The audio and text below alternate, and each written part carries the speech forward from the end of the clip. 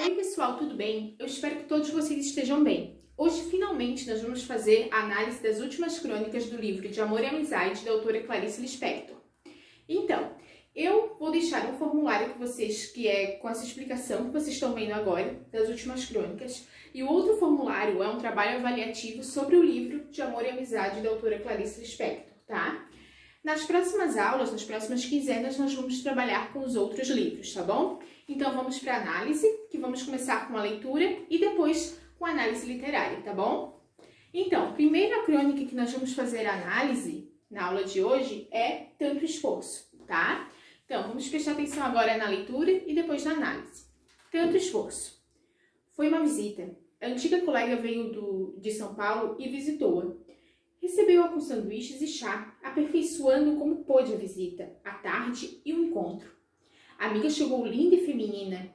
Com o correr das horas, começou pouco a pouco a se desfazer, até que apareceu uma cara não tão moça nem tão alegre, mais intensa de amargura, mais viva. Raspou-se em breve a sua beleza, menor e mais fácil, e em breve a dona da casa tinha diante de si uma mulher que, se era menos bonita, era mais bela, e que discursava como antigamente o seu ardente pensamento, confundindo-se, usando lugares comuns do raciocínio, tentando provar-lhe a necessidade de caminhar para frente, provando que cada um tinha uma missão a se cumprir. Nesse ponto, a palavra missão deve ter-lhe parecido usada demais, para si mesma, para a dona da casa, que fora uma das mais inteligentes do grupo. Então corrigiu: missão ou o que você quiser. A dona da casa mexeu-se na cadeira, perturbada. Quando a visita saiu, estava com um andar feio, parecia tomada por aquele cansaço que vem de decisões prematuras demais em relação ao tempo da ação. Tudo o que ela decidira demoraria anos até poder alcançar, ou até nunca alcançar. A dona da casa desceu de elevador com a visita, levou-a até a rua. Estranhou vê-la de costas. O reverso da medalha eram cabelos desfeitos e infantis, ombros exagerados pela roupa mal cortada, vestido curto, pernas grossas. Sim, uma mulher maravilhosa e solitária, lutando sobretudo contra o próprio preconceito que a aconselhava ser menos do que era, que mandava dobrar-se. Tanto esforço e os cabelos caindo infantis. Ao seu lado na rua passavam-se criaturas que certamente se haviam dificultado menos e que seguiam para um destino mais imediato. A dona da casa sentiu no peito o peso de uma compreensão constrangida. Como ajudá-la? Sem que jamais pudesse transformar a compreensão em um ato. Então, pessoal, essa crônica ela é bem profunda e ela faz com que nós tenhamos algumas análises. Então, primeira análise que nós podemos fazer é que muitas vezes as pessoas tentam demonstrar às outras a perfeição.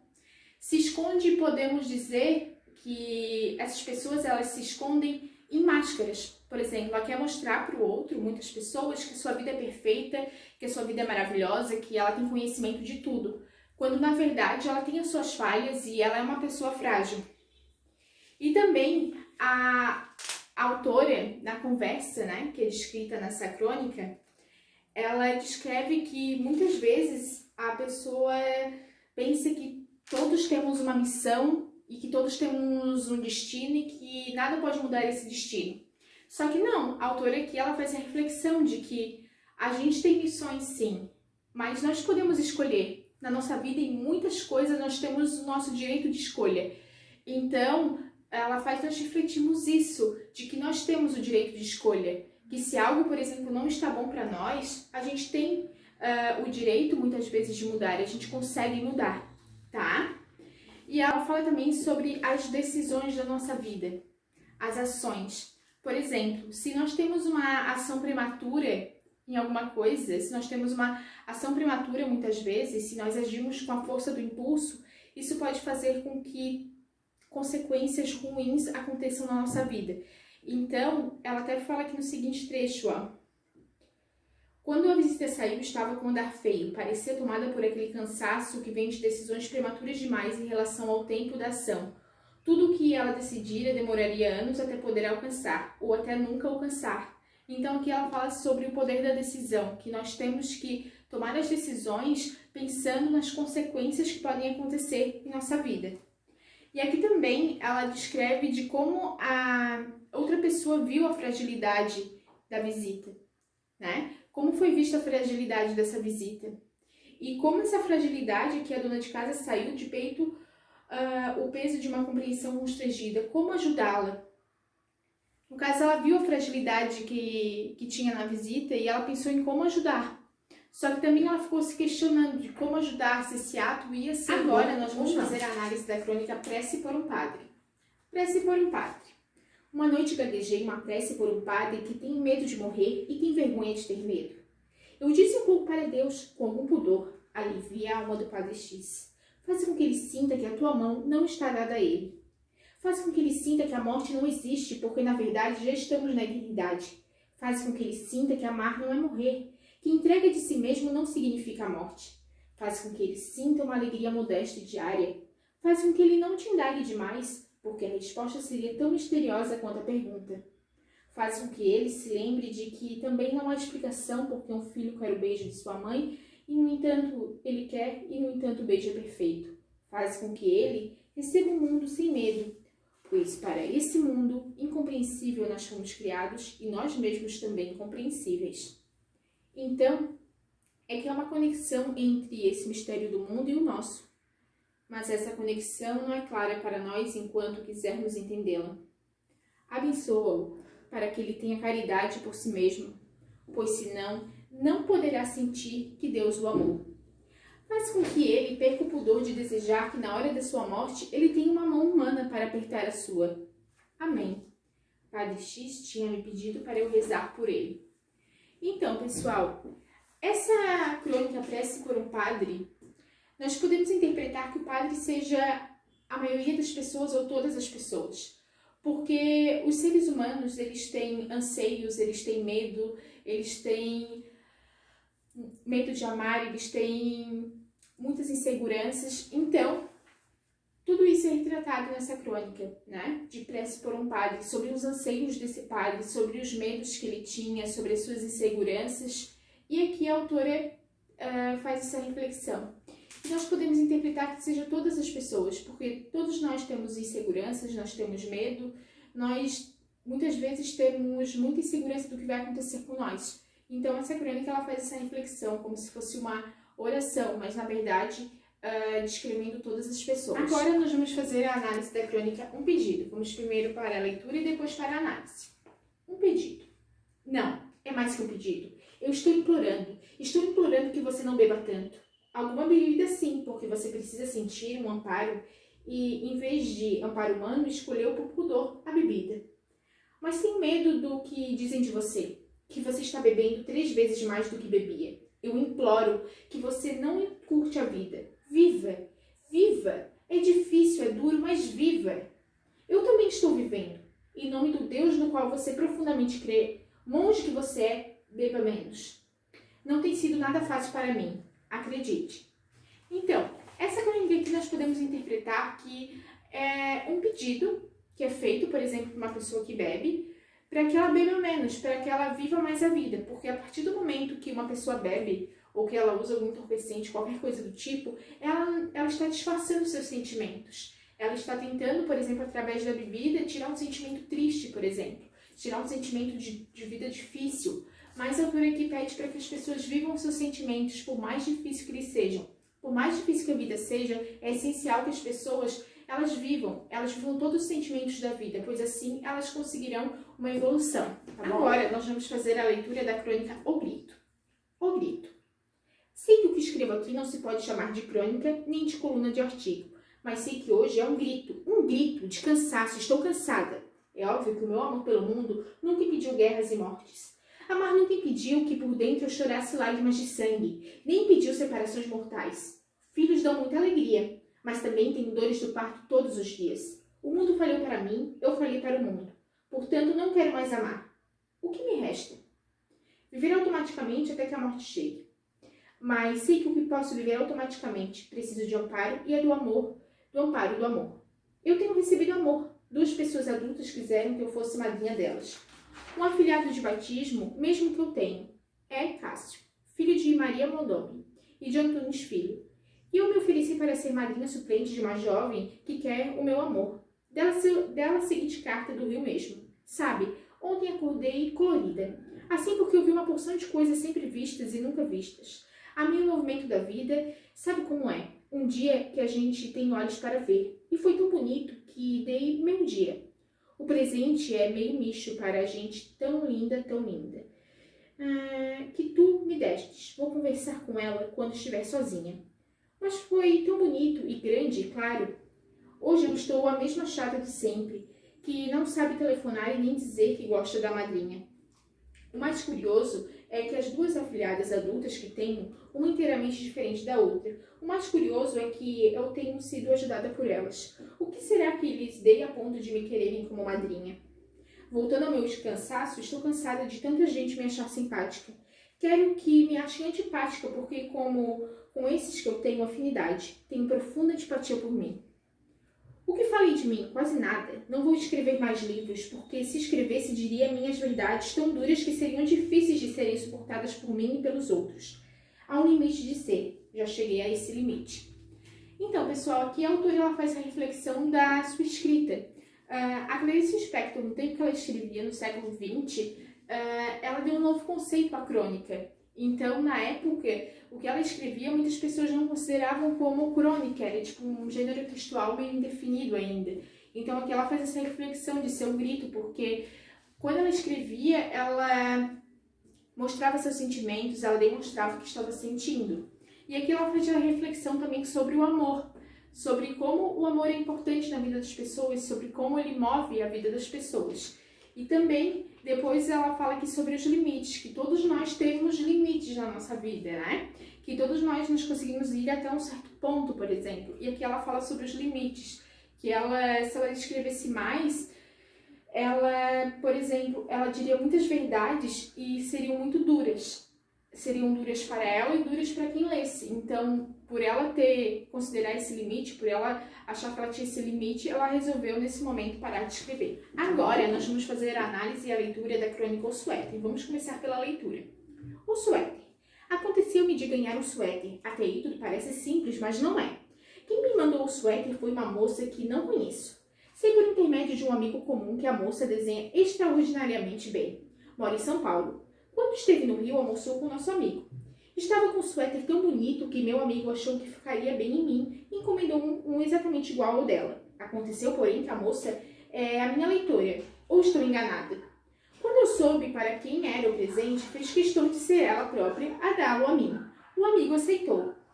Eis-me que a dona de repente do suéter mais bonito que os homens da terra já criaram. É de um vermelho luz e parece captar tudo o que é bom para ele e para mim. Esta é a alma, a cor. Estou escrevendo antes de sair de casa e com o suéter, aliada a uma cor de flama e chama. Ele me foi dado com tanto carinho que me envolve toda e me tira qualquer frio de quem sinta solitário. É uma carícia de grande amizade. Hoje eu vou sair com ele pela primeira vez. Está ligeiramente justo demais, porém é possível que assim deva ser, admitindo com a gloriosa a condição feminina. Terminada a nota, vou me perfumar com um perfume que é do meu segredo. Gosto de coisas secretas. Estarei pronta para enfrentar o frio, não só o real como os outros. Sou mulher a mais. Então, essa crônica aqui, ela faz a reflexão sobre coisas do dia a dia, coisas banais do dia a dia e que são também muito especiais. A autora que descreve que ela, do suéter que um amigo viu, almoçando com uma amiga em comum, um suéter e viu que ele ficaria muito bom na Clarice Lispector. Então ele faz uma encomenda desse suéter, só que a moça que tinha o suéter ficou sabendo. Então ela decidiu dar o suéter para Clarice Lispector porque ela era leitora e admirava muito o que era escrito por Clarice Lispector. Então aqui ela faz a reflexão de como esse suéter foi especial para ela, de como foi muito interessante. Agora nós vamos para a leitura e análise da crônica Olhava Longe Sem Rancor. Olhava longe sem rancor.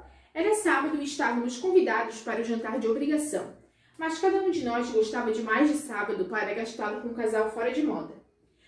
Cada um fora alguma vez feliz e ficara com a marca do desejo. Eu queria tudo. E nós ali presos, como se o nosso trem tivesse descarrilado e fôssemos obrigados a pousar entre estranhos. Ninguém ali me queria e eu não queria ninguém.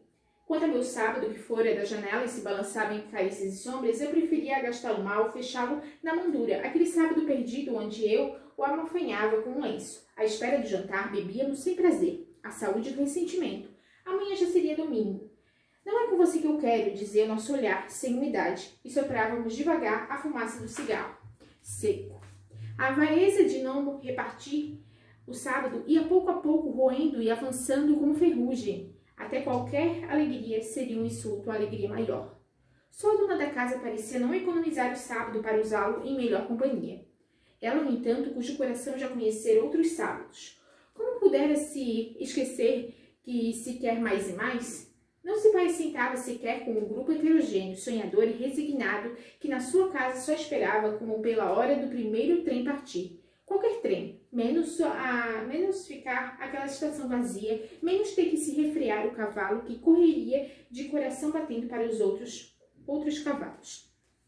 Passamos afinal a sala para um jantar que não tinha a bênção da fome. E foi quando, surpreendidos, deparamos com a mesa. Não podia ser para nós, era uma mesa para homens de boa vontade. Quem seria o convívio realmente esperado e que não viera? Mas éramos nós mesmos. Então aquela mulher dava o melhor e não se importava para quem? E levava contente os pés do primeiro estrangeiro, constrangidos olhávamos. A mesa fora coberta por uma solene abundância. Sobre a toalha branca amontoavam-se espigas de trigo e maçãs vermelhas, enormes cenouras amarelas, redondos tomates de pele quase estalando, chuchus de um verde líquido, abacaxis malignos na sua selvageria, laranjas alaranjadas e calmas, machices eriçados como porcos espinhos, pepinos que se fechavam duros sobre a própria carne aquosa, pimentões ocos e avermelhados que ardiam os olhos, tudo emaranhado em barbas e barbas úmidas de milho, ruivas como junto de uma boca. E os bagos de uva, as mais roxas das uvas pretas e que mal podiam esperar pelo instante de serem esmagadas. E não lhes importava esmagadas por quem? Como a dona da casa tempos atrás. Os tomates eram redondos para ninguém, para o redondo ar. Sábio era de quem viesse, e a laranja adoçaria a língua de quem primeiro chegasse. Junto do prato de cada mal convidado, a mulher lavava os pés de estranhos, pusera, mesmo sem nos eleger, mesmo sem nos amar, um ramo de trigo ou um cacho de rabanetes ardentes ou uma toalha vermelha de melancia com seus alegres caroços. Tudo cortado pela acidez espanhola que se adivinhava nos limões verdes. Nas bilhas estava o leite, como se tivesse atravessado com as cabras o deserto dos penhascos. Vinho quase negro de tão pisado, extremacia em vasilhas de barro. Tudo diante de nós, tudo limpo do retorcido desejo humano. Tudo como quisermos. Só existindo e todo. Assim como existe um campo, assim como as montanhas, assim como os homens e mulheres e não nós, os ávidos. Assim como um sábado, assim como apenas existe. Em nome de nada, era hora de comer. Em nome de ninguém, era bom, sem nenhum sonho. E nós, pouco a pouco, a par da noite, pouco a pouco anonimizados, crescendo maiores à altura da vida possível. Então, como fidalgos camponeses, aceitamos a mesa. Não havia holocausto, aquilo tudo queria tanto ser comido quanto nós queríamos comê-lo. Nada guardando para o dia seguinte, ali mesmo oferecia o que eu sentia, aquilo que me fazia sentir. Era um viver que eu não pegara de antemão com o sofrimento da espera. Fome que nasce quando a boca já está perto da comida, porque agora estávamos com fome, fome inteira que abrigava o todo e as migalhas. Quem bebia vinho, quem os olhos tomava conta do leite. Quem um lento bebeu leite sentiu o vinho que o outro bebia. Lá fora, Deus nas acácias que existem, comíamos, como quem dá água a cavalo. A carne trinchada foi distribuída. A cordialidade era rude e rural. Ninguém me falou mal de ninguém, porque ninguém falou bem de ninguém. Era reunião de colheita. Fez-se trégua mesmo às saudades. Comíamos com uma hora de seres vivos, cobríamos gradualmente a terra, ocupados com quem lavra a existência e planta e colhe, mata e vive e morre e come. Comi com a honestidade de quem não engana o que come. Comi aquela comida, não o seu nome. Nunca Deus foi tomado pelo que ele é. A comida dizia rude, feliz, austero. Come, come e reparte. Aquilo tudo me pertencia, aquela era a mesa de meu pai. Comi sem ternura, com a paixão da piedade. E sem me oferecer a esperança, comi sem saudade nenhuma, e eu bem valia aquela comida. porque sempre posso ser a guardiã de meu irmão e não posso ser guardiã minha. Ah, não quero mais. Não quero formar a vida porque a existência já existe. Existe como um chão onde todos nós avançamos, sem uma palavra de amor, sem uma palavra. Mas teu prazer entende o meu. Nós somos fortes e nós comemos. O pão é amor entre extremos. Então, pessoal, essa crônica, ela retrata sobre intuição. Nós vemos o tempo inteiro que é tratado como um grupo de pessoas que está ali no lugar, só que eles não querem estar naquele lugar. Então, a gente vê que os pensamentos internos de um personagem é descrito nessa crônica. Então, sobre a intuição, do que será que as outras pessoas estão pensando, sobre você estar no lugar e estar entediado naquele lugar, você não querer estar no lugar que você está naquele momento, tá bom? Então fala muito sobre isso, sobre a intuição das pessoas, de o que será que a outra pessoa está pensando, por que a outra pessoa está fazendo isso, será que aquela pessoa está fazendo isso por qual motivo, uma intuição, de você achar alguma coisa. E também aqui sobre você estar num lugar e não querer estar naquele lugar, estar pensando em outra coisa totalmente diferente. Feita essa reflexão. Agora nós vamos fazer a leitura e análise da crônica Liberdade. Liberdade. Como amiga, chegamos a tal ponto de simplicidade ou liberdade que às vezes eu telefono e ela responde: não estou com vontade de falar, e então eu digo até logo e vou fazer outra coisa. Então, como vocês podem perceber, tem uma moto escandalosa passando agora, né? Mas vamos agora para a análise. A crônica Liberdade, ela retrata sobre como está a relação entre duas amigas, sobre como uma relação entre duas amigas está saudável, de chegar ao ponto de uma telefonar para outra e essa amiga dizer sem nenhum ressentimento, de que eu não estou a fim de falar no momento, e a outra respeita esse espaço e liga outra hora, de elas terem essa liberdade de transparência, de uma mostrar realmente para outra os seus sentimentos e haver o respeito desses sentimentos sem nenhum ressentimento. Agora nós vamos fazer a leitura Amor é Ele. Amor é Ele. Através de meus graves erros, que um dia eu talvez os possa mencionar sem me vangloriar deles, é que cheguei a poder amar. Até esta glorificação, eu amo nada. A consciência de minha permanente queda me leva ao amor do nada. E desta queda que começa a fazer a minha vida. Com pedras ruins levanto o horror, e com horror eu amo. Não sei o que fazer de mim, já nascida, senão isto. Tu, Deus, que eu amo como quem cai no nada. Então, pessoal, essa crônica aqui faz a reflexão do que é o amor. Que o amor, ele move muitas pessoas, por exemplo. E que também faz a reflexão sobre quedas. Que quedas muitas vezes fazem com que as pessoas levantem e construam a sua vida, faz com que tenham aprendizados. Por exemplo, quando uma pessoa passa por alguma dificuldade, tem, por exemplo, uma queda, passa por uma situação bem ruim, ela pode tirar lições dessa situação ruim que ela passou, dessa queda, para poder fazer com que a sua vida melhore, que a sua vida tenha evolução. Agora nós vamos fazer a leitura e análise da crônica 3 encontros que são 4. 3 encontros que são 4. Foi triste o encontro. Não vi esta pessoa há muito tempo. Fiquei surpreendida. A alma desta pessoa tinha murchado e pendia solta sem sequer aflição. Tentei como pude insuflar-lhe, vida como se insufla vida num afogado. Mas a pessoa não queria se salvar. Continuava bacana e de caráter imaculado. Perdeu-se, porém. É urgente que ele se encontre consigo próprio. Só então passará a ter sentimentos. O segundo encontro foi rapidíssimo, coisa de tomar o mesmo elevador. Há muito tempo eu não vi essa pessoa.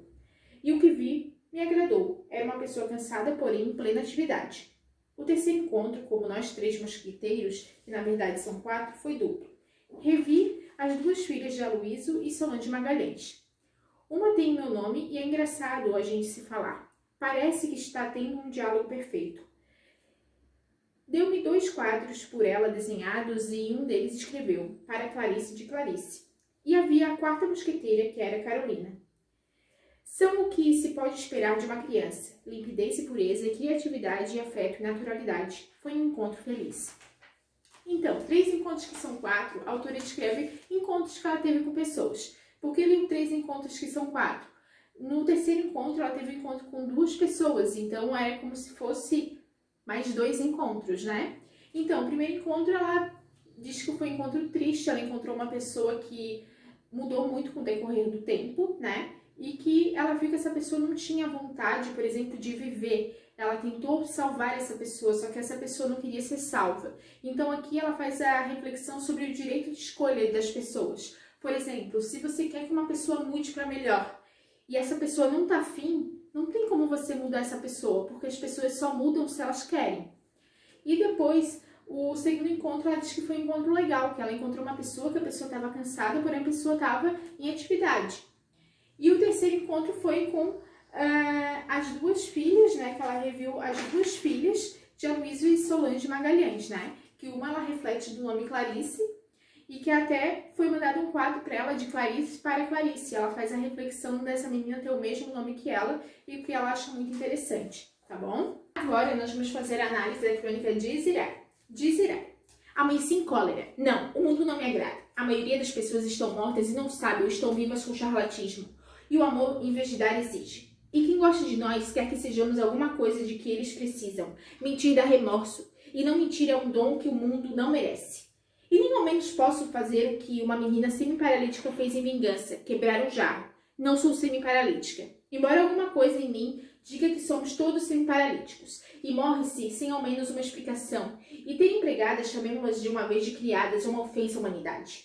E ter a obrigação de ser o que chama de apresentável me irrita. Porque eu não posso andar em trapos como homens que às vezes vejo na rua com barba até o peito e uma bíblia na mão. Esses deuses que fizeram a loucura em meio a entender? E por que, só porque eu escrevi, pensam que eu tenho que continuar a escrever? Avisei aos meus filhos que amanheci em cólera e que eles não ligassem, mas eu quero ligar. Quereria fazer alguma coisa definitiva que rebentasse com o tendão tenso que sustenta o meu coração. E os que desistem? Conheço uma mulher que desistiu e vive razoavelmente bem. E o sistema que arranjou para viver é ocupar-se. Nenhuma ocupação lhe agrada. Nada do que eu já fiz me agrada. E o que fiz com amor estralhaçou-se. Nem amar eu sabia, nem amar eu sabia. E criar um dia dos analfabetos. Só li a manchete e recusei-me a ler o texto. Recuso-me a ler o texto do mundo. As manchetes me deixam em cólera. E comemora-se muito a guerra. E guerreia-se o tempo todo. E todo mundo de semi-paralíticos espera-se inutilmente um milagre. E quem não espera o milagre está ainda pior, está ainda mais jarros que precisa quebrar. E as igrejas estão cheias dos que temem cólera de Deus e dos que pedem a graça, que seria o contrário da cólera. Não tenho pena dos que morrem de fome. A ira é o que me toma. Eu acho certo roubar para comer. Acabo de ser interrompida por um telefonema de uma moça chamada Teresa, que ficou muito contente de eu me lembrar dela. Lembro-me, ela era uma conhecida, que um dia apareceu no hospital durante quase 3 meses, onde passei para me salvar do incêndio. Ela se sentara, ficara pouco calada, falara pouco. Depois foi embora. E agora me telefonou para ser franca. Que eu não escreva no jornal nada de crônicas ou coisa parecida. Que ela e muitos querem que eu seja eu própria, mesmo com remunerada para isso. Que muitos têm acesso aos meus livros e que me querem como eu sou no jornal mesmo. Eu disse que sim, em parte porque também gostaria que fosse assim, mas em parte para mostrar a Teresa que não me parece a semi-paralítica que ainda pode dizer sim. Sim, meu Deus, que eu posso dizer sim. No entanto, neste mesmo momento, alguma coisa estranha me aconteceu. Eu estou escrevendo de manhã e o tempo de repente escureceu de tal forma que foi preciso acender as luzes. E outro telefonema veio.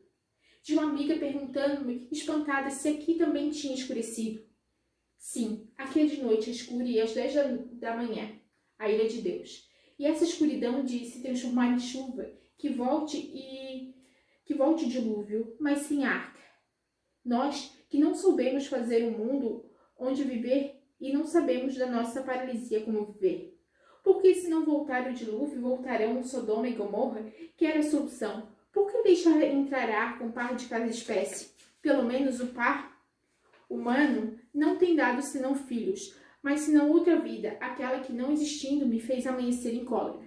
Teresa, quando você me visitou no hospital, viu-me toda enfaixada e imobilizada.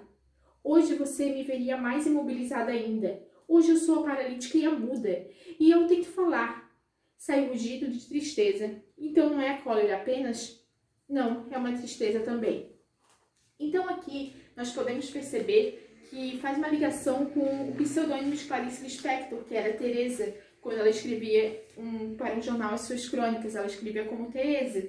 Então aqui ela faz essa reflexão, ela faz essa ponte da escrita de Teresa com a escrita de Clarice Lispector, sobre como ela estava, podemos dizer, indignada com o sistema daquela época, que ela não gostava das coisas que estavam acontecendo no mundo, e que ela fazia essa questão, que ela estava em ira, que ela estava em fúria com o que estava acontecendo, que ela não se sentia bem com toda aquela situação que estava vivendo. Agora nós vamos fazer a análise da crônica supondo certo. Vamos primeiro fazer a leitura. Supondo certo. Suponhamos que o telefone ande em toda a cidade endereçado, o que é verdade. Suponhamos que eu faça uma ligação e dê sinal ocupado, o que é verdade. Suponhamos que de repente o sinal de desocupado está soando em chamada, o que é verdade. Suponhamos que não atendam, o que é verdade. Suponhamos que em vez de ser atendido o número discado, ouça uma linha cruzada, o que é verdade. Suponhamos que por curiosidade simples possa ouvir a conversa entre um homem e uma mulher, o que é verdade. Suponhamos que no final de uma conversa eu ouço uma frase límpida, o que é verdade. Suponhamos que a frase límpida seja Deus te abençoe, o que é verdade. Suponhamos que eu me sinta então abençoada, pois a frase foi também para mim, o que é verdade? Sim, a frase era para mim. Não suponho mais, digo apenas sim. Então aqui a crônica ela faz uma série de suposições. E nessas suposições nós podemos refletir que talvez seja o que uma pessoa quer ouvir. Essas suposições, vamos supor alguma coisa. E isso é o que a pessoa quer ouvir. Então, das suposições sejam os desejos das pessoas também. Agora nós vamos fazer a análise da crônica Os Grandes Amigos. Os Grandes Amigos. Não é que fôssemos amigos de longa data, conhecemos-nos apenas no último ano de escola. Desde esse momento estávamos juntos a qualquer hora. Há tanto tempo precisávamos os dois de um amigo que nada havia que não confiássemos um ao outro. Chegamos a um ponto de amizade que não podíamos mais guardar um pensamento, telefonava logo ao outro, marcando um encontro imediato.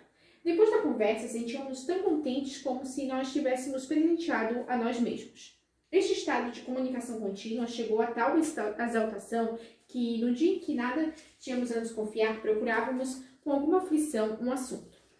Só que o assunto havia de ser grave, pois em qualquer um não caberia a veemência de uma sinceridade pela primeira vez experimentada. Já nesse tempo apareceram os primeiros sinais de perturbação entre nós.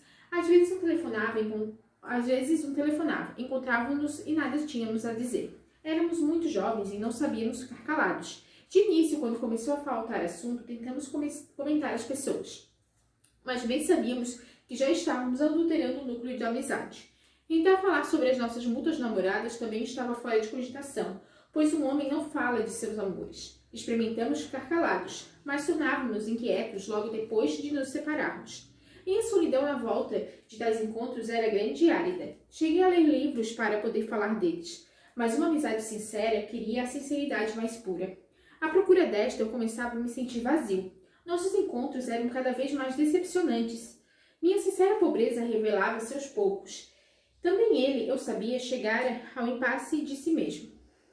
Foi quando, tendo a minha família se mudado para São Paulo, ele morando sozinho, pois a sua família era do Piauí, foi quando eu o convidei para morar em nosso apartamento, que ficava sob a minha guarda. Que rebuliço de alma! Radiantes arrumávamos os nossos livros e discos, preparávamos um ambiente perfeito para a amizade. Depois de tudo pronto, eis-nos dentro de casa, de braços abanando, mudos, cheios apenas de amizade.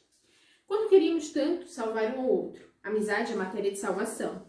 Mas todos os problemas já tinham sido tocados, todas as possibilidades estudadas. Tínhamos apenas uma coisa que havíamos procurado sedentos até então e enfim encontrado, uma amizade sincera. O único modo, sabíamos, é com amargor sabíamos. Disserem da solidão que um espírito tem no corpo. Mas como se nos revelava sintética e amizade? Como se quiséssemos espalhar em longo discurso um truísmo que para uma palavra esgotaria. Nossa amizade era tão insolúvel como uma soma de dois números. Inútil querer desenvolver mais do que um momento a certeza de que de 2 e 3 são 5. Tentamos organizar algumas farras no apartamento, mas só os vizinhos reclamaram, como não adiantou. Se ao menos pudéssemos prestar favores um ao outro, mas nem havia oportunidade, nem acreditávamos em provas de uma amizade que delas precisava. O que mais podíamos fazer era o que fazíamos, saber que éramos amigos. O que não bastava para encher os dias, sobretudo, as longas férias. Data dessas férias, o começo da verdadeira aflição. Ele, a quem eu nada podia dar senão a minha sinceridade, ele passou a ser uma acusação de minha pobreza. Além do mais, a solidão de um lado ao outro, ouvindo a música ou lendo, era muito maior do que quando estávamos sozinhos, e mais que maior, incômoda. Não havia paz, indo depois para cada um para um quarto, com alívio, nem nos olhávamos. É verdade que houve uma pausa no curso das coisas, uma trégua que nos deu mais esperanças do que realidade caberia. Foi quando meu amigo teve uma pequena questão com a prefeitura. Não é que fosse grave, mas nós nos tornávamos para melhor usá-la, porque então já tínhamos caído na facilidade de prestar favores. Andei entusiasmado pelos escritórios dos conhecidos de minha família, arranjando pistolões para meu amigo. E quando começou a fase de selar papéis, corri por toda a cidade, posso dizer em consciência, que não houve firma que não reconhecesse sem ser através de minha mão. Nessa época, encontrávamos de noite em casa, exaustos e animados, contávamos as façanhas do dia e planejamos os ataques seguintes. Não nos aprofundamos muito porque estava sucedendo, bastava que tudo isso tivesse o cunho da amizade. Pensei em compreender por que os noivos se presenteiam, porque o marido faz questão de dar conforto à esposa e esta prepara-lhe afanada o alimento, porque a mãe exagera nos cuidados ao filho. Foi, aliás, nesse período que, com algum sacrifício, dei um pequeno broche de ouro àquela que é hoje minha mulher. Só muito depois que eu ia compreender, estar também é dar. Encerrada a questão com a prefeitura, seja dito de passagem com a vitória nossa, continuamos um ao lado do outro, sem encontrar aquela palavra que cederá a alma. Cederia a alma? Mas afinal de contas, quem queria ceder a alma? Ora essa. Afinal, o que queríamos? Nada. Estávamos fatigados, desiludidos. A pretexto de férias com a minha família, separamos-nos. Aliás, ele também ia ao Piauí.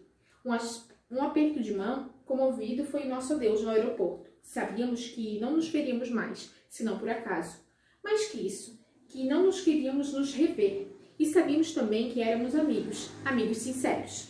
Então, aqui nessa crônica, Grandes Amigos fala sobre a relação de dois amigos e de como essa relação ela foi se desgastando com o tempo, que eles eram muito sinceros e depois foi acontecendo diversas coisas na vida deles que foi desgastando essa relação. E no final da crônica é descrito que cada um seguiu o seu caminho e que naquele momento de despedida eles sabiam que eles não se reencontrariam mais, que eles não queriam mais ter tanta relação. E só faz a reflexão, nessa crônica, a reflexão da amizade sincera, de, por exemplo, um saber o destino que vai acontecer na amizade e mesmo assim eles se seguirem. E mesmo assim, com todo esse desgaste da amizade, eles não deixaram de ser amigos, eles se afastaram, para não prejudicar tanto assim a relação que eles tinham. Agora nós vamos fazer a análise da crônica Uma Experiência. Uma experiência. Talvez seja uma das experiências humanas e animais mais importantes. A de pedir socorro e, por pura bondade e compreensão do outro, o socorro ser dado. Talvez valha a pena ter nascido para que um dia, mudamente, se implore e mudamente se receba. Eu já pedi socorro e não me foi negado. Senti-me então como se eu fosse um tigre perigoso com uma flecha cravada na carne e que estivesse rondando devagar as pessoas medrosas para descobrir quem lhes tiraria a dor. E então uma pessoa tivesse sentido que um tigre ferido é apenas tão perigoso como uma criança. E aproximando-se da fera, sem medo de tocá-la, tivesse arrancado com cuidado a flecha fincada. E o tigre? Não, certas coisas nem pessoas nem animais podem agradecer. Então eu, o tigre, dei umas voltas vagarosas em frente à pessoa. Hesitei, lambi uma das patas e depois, como não é a palavra o que tem importância, afastei-me silenciosamente. Então, essa crônica aqui ela faz uma grande reflexão sobre a importância da atitude das pessoas, sobre muitas vezes as pessoas precisarem de ajuda e em outras vezes elas ajudarem. E aqui faz a reflexão também da gratidão, porque a gratidão ela não é representada só por palavras. Às vezes uma pessoa ela apenas agradece de boca para fora, sem ser algo verdadeiro. Então esse não é o sentido da gratidão. A gratidão muitas vezes ela é demonstrada através de atitudes. Agora nós vamos fazer a leitura e análise da crônica Saudade. Saudade. Saudade é um pouco como fome, só passa quando se come a presença.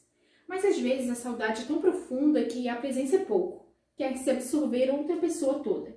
Essa vontade de ser um ou outro para uma unificação inteira é um dos sentimentos mais urgentes que se tem na vida. Então, essa crônica aqui reflete sobre o sentimento de saudade, de como as pessoas se sentem quando sente falta de uma coisa, de uma pessoa, faz essa reflexão de que a saudade talvez tenha níveis elevados, de que uma pessoa sente mais saudade do que a outra, das formas de a saudade ela ser amenizada, de ela ser preenchida. Então, pessoal, terminando com essa crônica Saudade, é a última crônica do livro de Amor e Amizade, da autora Clarice Lispector. Enfim, nós terminamos a análise desse livro. Eu espero que vocês tenham compreendido. Qualquer dúvida, vocês podem entrar em contato, tá bom?